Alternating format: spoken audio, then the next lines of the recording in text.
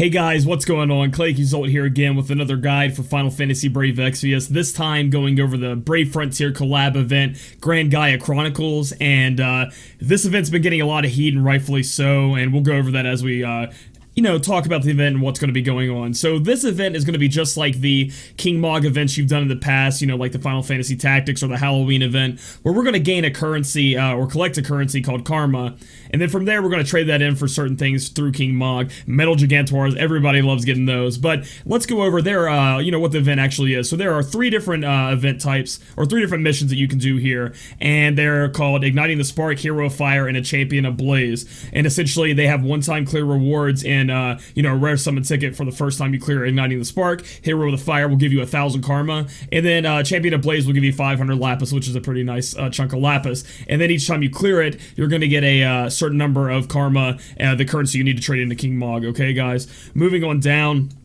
Obviously, we have some exclusives to the event, some items you can get from King Mog. We're going to go over that when I go into King Mog and actually show you what I would purchase and things like that. The event's actually going to run until the 24th, so it's about a 2-week event here, so it's going to give you time to get all that Karma that you need and move forward and, buy everything you might want from King Mog. However, they are now introducing this character bonuses thing to the game, and essentially what that means is, and this will be going forward throughout all the events, because it happened in JP version also, and then it continued from there. So, and apparently this happens in a lot of gacha games.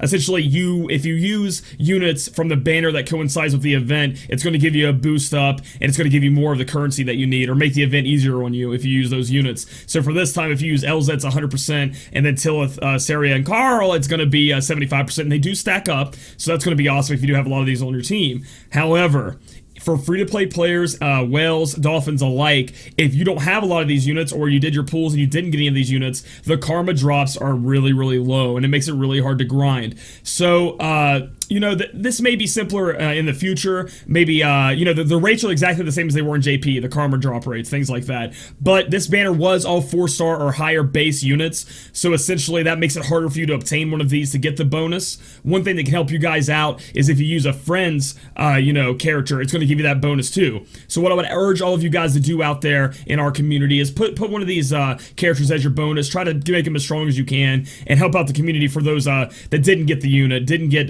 some of the units from the Brave Frontier. Help them try to get as much Karma as possible, because that's going to help you out.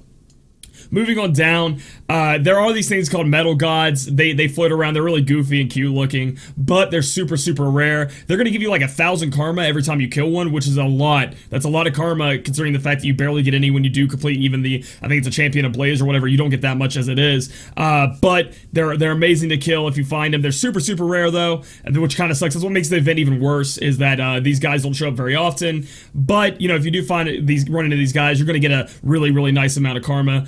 Apparently they have high defense and spirit, but when I fought them, I didn't find them to be that challenging, so you should be okay if you do run into them. But overall, now we're going to move on to the actual Champion of Blaze. I'm going to go in, show you what that's like, which is the most difficult part of this event, and tell you some specific things you can do against that boss to help you guys take it down. Okay, so now you can see that we're about to get in there. Just like all the missions were added to the story missions and trials, we also have some initial completion reward missions here. For example, on this one, complete the quest, just beat it, you get an X potion. If you use black magic, you're going to get 10 Lapis. If you defeat the last boss with a limit burst, you're going to get 10 Lapis, and as long as you don't use continues, which means, spending Lapis to come back to life, you're going to get 10 more Lapis. So guys, you can knock that out if you want those extra prizes there. Taking someone in this event, again, remember, we want to take somebody who is strong if you need help being carried, but also it helps you if you get the bonus, as in this guy has a Carl. I'm going to go ahead and take him. If you look at my team comp here, I have a Carl, and a Saria, who all are low level, but I do have an Elza who is max level, and a Lunith who can carry me through this event. So you guys, what you want to do is you want to try to build a team that'll get you the most bonus that you can while being able to still defeat the boss, okay guys? And then taking a friend, hopefully you guys have a powerful friend who's also a member of the Brave Frontier collab that can help you get through this. We're going to go ahead and depart here and show you guys what the fight is like. Hopefully we run into a Metal God so you can see that. You can actually tell from the beginning what's going to happen with the Metal God if you were to run into it. So we're just going to go ahead and hit all, and then we're going to use Elza's Madness Rush, and that's what we're going to do all of our damage. These guys are mostly pushovers, I think. If you guys just burst them down, maybe use some elemental chaining, you guys can kill them really easy. Again, these are all apparently from Brave Frontier, so it's nice to have a little bit of a mix in here and see the different characters. So right here is when you can normally tell if you're going to have a metal god, because it's only 3 stages. If it does say 4 stages, so 2 out of 3 we did not get a metal god. However, if it would say 3 or 2 out of 4, that means you're going to obviously get an awesome stage, an extra stage, which would be the metal gods. So that's when you should get excited. That guy reminds me of like Flame Wukong from League of Legends, if you guys have ever seen that. That reminds me of Wukong down there at the very bottom. But anyway, so you're going to get through these guys, and it's not going to be too hard for you. It's going to be kind of easy. And then you're going to have to fight the last boss, which is going to be the difficult one. And it's going to be the Vargas from the game Brave Frontier. And I'm going to see, I think, is it this Carl that has Libra? I'm going to look for somebody that has Libra and see if I can cast it. I don't know if anybody actually has it on my team right now. If they don't, then I'll just tell you the stats and stuff on him. Let's see, no. Does this Carl have Libra? I'll probably be skipping over and you guys are going to laugh at me in the video. And then this Carl, let's see if, yeah, Libra, there we go, cool. So, we're going to cast Libra so you guys can see the stats and things like this on Holy Flame Vargas himself. If you notice, he has a, obviously being a fire, he has a water resist down by 50%. He has a wind resist by 50% up, so don't use any wind elements on him at all, or he's going to resist to that. If you look down, he has, he is susceptible to poison, blind, and paralyze. Everything else he's null to. So characters like Black Cat Lid, using things like the Shiny Splendor Sword that has the blind proc on it, those can get to him, right? They can get to him, and those status effects can affect him, and once you hit that, guys, it's going to be like game over for him. If you paralyze him, obviously it's great. Blind him, going to knock some of the physical damage off. I will tell you guys some of the better strategies for this. You want to have your tank use Provoke, obviously, to take on the auto attacks, and a lot of Holy Flame Vargas's attacks here, which is a no-brainer. They're fire elements. So if you use Barfira, it's going to reduce his attack by a lot, and then it's just about full breaking him down and killing him. So we're going to go ahead and take him down. I'm going to use Elza's breaking ability, which is Ravaging Blow, to go ahead and knock down some of his defense, and then I'm going to use Luna's single target ability cut through, and then everybody else is just going to attack. Now, obviously this may take more turns for you. I'm not going to be able to take him down. You can see he does Fire Wings and Anguish Blade. It's going to do a lot of damage. Obviously these other characters aren't leveled up enough to survive, but you guys should survive. Also using the trick of using Provoke, and then maybe Cheer, things like that to boost your defense, and then Barfira should make it so that you guys don't take too much damage, and then you want to heal up and continue the fight. What we're going to go ahead and do, though, is do our Madness Rush, and then our cut through to go ahead and end this and take him down. Again, this guy isn't that hard. He's not the hardest boss to fight in the world. I think he's much easier than others and things like that. He is a human, so the human killer or the man killer passive, man eater, things like that will do more damage to him. As you see, he's having weakness from my Elza's man eater, so COD is really good here. Or putting Diablos on your main damage dealer, your main physical damage dealer is going to be great. So we've cleared the quest now, and I'm going to show you the results and how much karma we get, things like that. So you're going to get unit experience 21,000, which is pretty nice for just a quick event right here for the energy cost. It's not the best, but it's quick and it's easy, and you do get a little bit of a unit experience. Now, the rank experience isn't the best at all. 300 rank experience, nothing to shake a stick at. So you're not going to be farming this for rank experience like you did in the past for other events. And then, obviously we level up, we get new abilities. Trust Mastery went up there for us, which is pretty cool. And then we can look at the karma, and it looks like we only got base 216 from the event, which is really, really low. But look at the bonus, guys. If you guys can find an Elza, some Carls, if you can fit them in your team, you're going to get more, and that's the whole part of this event, is to try to build a team that you can make sure you can survive and beat Flame Vargas, but also get as much karma as possible from the bonuses, okay, guys? So that's the fight. If you run into Metal Gods, it's going to put you way ahead. Although they're really rare, it's going to put you way ahead into the into the event, into the farming, because obviously you're going to be granted a whole bunch of karma, which can also be multiplied up by the event bonus. I will say you probably want to do the Flame Vargas run as the most efficient way, because I think that one is supposed to have the most. First off, it gives you the most karma, and then that one's supposed to have the better chance of getting Metal Gods. Although Metal Gods are so rare, we don't know at this point. But next, I'm going to cover what I would buy from King Mog, and then we'll close with my final thoughts. So here we are at the big shopping mart for King Mog, and this time he wants all the karma he can get his hands on. He has, your normal items that you have here, your normal consumables, and then he has the Metal Gigantors, which I think everybody would want.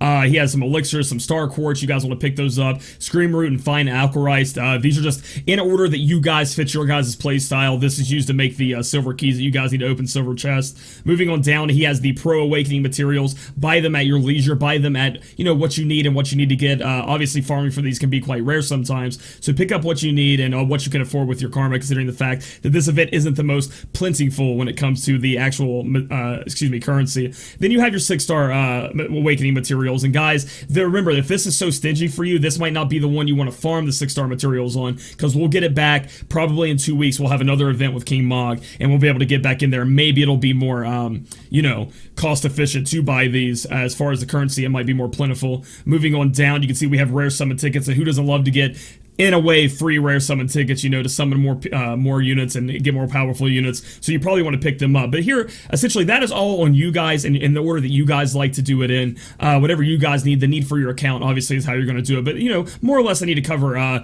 the, exclusives for this event. And we'll start with the materia here. We have Destroyer's Authority and Guardian's Authority. And essentially, they're dumbed-down versions of the TMs for Saria and Carl.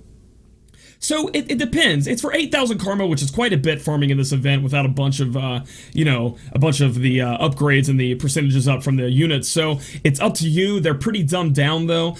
We already have a magic 10% recipe, which you guys can pick up from the Miranda Coast silver chest. And soon in the next island, we're going to be able to get an attack 10%. Okay? So, in the end, are these worth it? I don't know. The defense, HP, and spirit one, definitely not worth it in my opinion. And then if you want to go for the HP 10% attack and mag, on a physical damage dealer, you don't really care about the magic. And on the magic users, you don't really care about the attack. The HP 10% is nice, but it's only giving you 5%. And I think in the end, you kind of want to use that 10% more. So, and again, you don't have to spend a bunch of karma on it. So that's up to you guys. We do have two event exclusive weapons. We have Lad Mirage.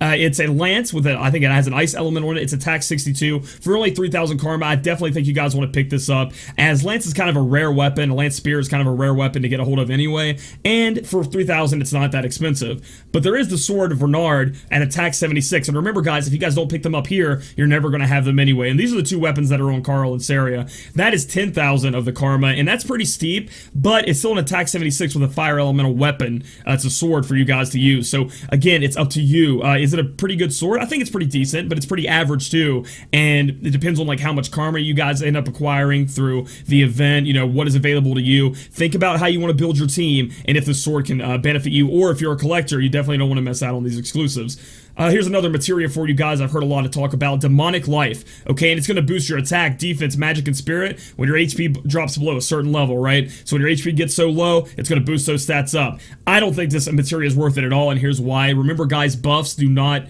stack, so it wouldn't be like this wouldn't proc, and then you do cheer, and they both stack up, and you get a big attack boost or a big defense boost, anything like that. What's going to happen is the higher one is going to take over, and you guys are already probably getting up there with the boost with cheer and focus, so essentially this is going to be non-useful unless you don't have that buff on your team. But at the same time, you kind of should have that buff on your team, so it might even be a waste of a materia slot, and for 8,000 karma, it's not that enjoyable. That's all I'm going to say about that. Moving on to Tablet of Ruin.